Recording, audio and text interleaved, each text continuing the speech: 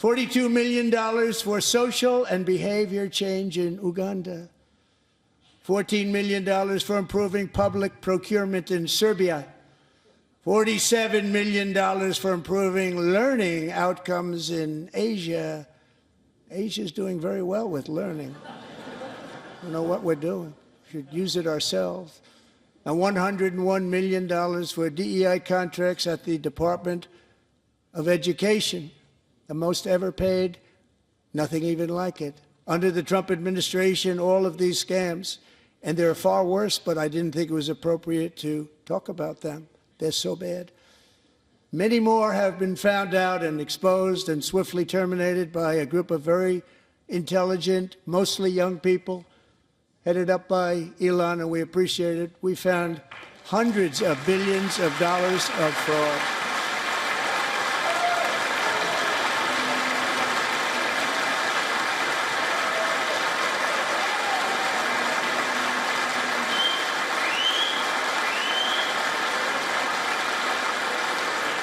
And we've taken back the money and reduced our debt to fight inflation and other things. Taken back a lot of that money. We got it just in time. This is just the beginning. The Government Accountability Office, a federal government office, has estimated annual fraud of over $500 billion in our nation, and we are working very hard to stop it. We're going to. We're also identifying shocking levels of incompetence and probable fraud in the Social Security program for our seniors, and that our seniors and people that we love rely on. Believe it or not, government databases list 4.7 million Social Security members from people aged 100 to 109 years old. It lists 3.6 million people from ages 110 to 119. I don't know any of them. I know some people that are rather elderly, but not quite that elderly. 3.47 million people from ages 120 to 129. 3.9 million people from ages 130 to 139. 3.5 million people from ages 140 to 149. And money is being paid to many of them, and we're searching right now. In fact, Pam, good luck. Good luck. You're going to find it.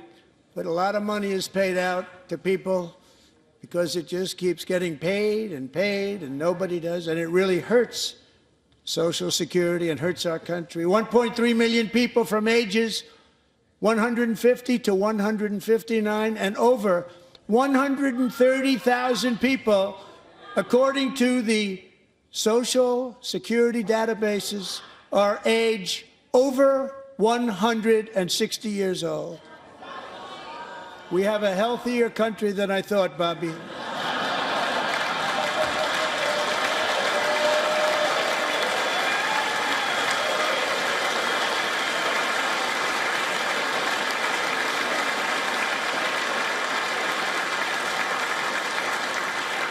Including, to finish, 1,039 people between the ages of 220 and 229, one person between the age of 240 and 249, and one person is listed at 360 years of age.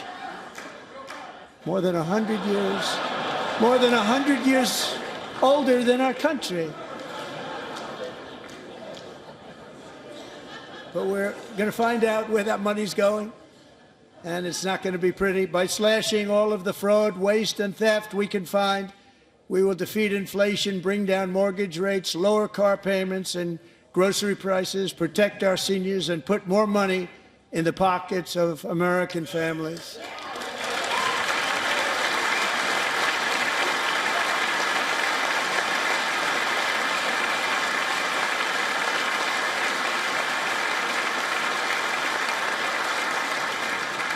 And today, interest rates took a beautiful drop, big, beautiful drop. It's about time. And in the near future, I want to do what has not been done in 24 years, balance the federal budget. We're going to balance it.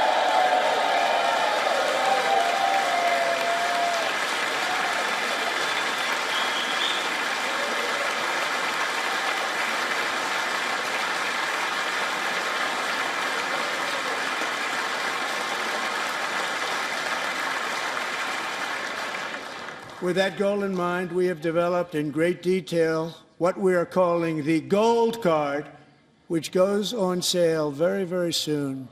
For $5 million, we will allow the most successful job-creating people from all over the world to buy a path to U.S. citizenship. It's like the Green Card, but better and more sophisticated. And these people will have to pay tax in our country. They won't have to pay tax from where they came. The money that they've made, you wouldn't want to do that, but they have to pay tax, create jobs. They'll also be taking people out of colleges and paying for them so that we can keep them in our country instead of having them being forced out. Number one, at the top school, as an example, being forced out and not being allowed to stay and create tremendous numbers of jobs and great success for a company out there. So while we take out the criminals, killers, traffickers, and child predators who are allowed to enter our country under the open border policy of these people, the Democrats, the Biden administration, the open border insane policies that you've allowed to destroy our country, we will now bring in brilliant, hardworking, job-creating people. They're going to pay a lot of money, and we're going to reduce our debt with that money.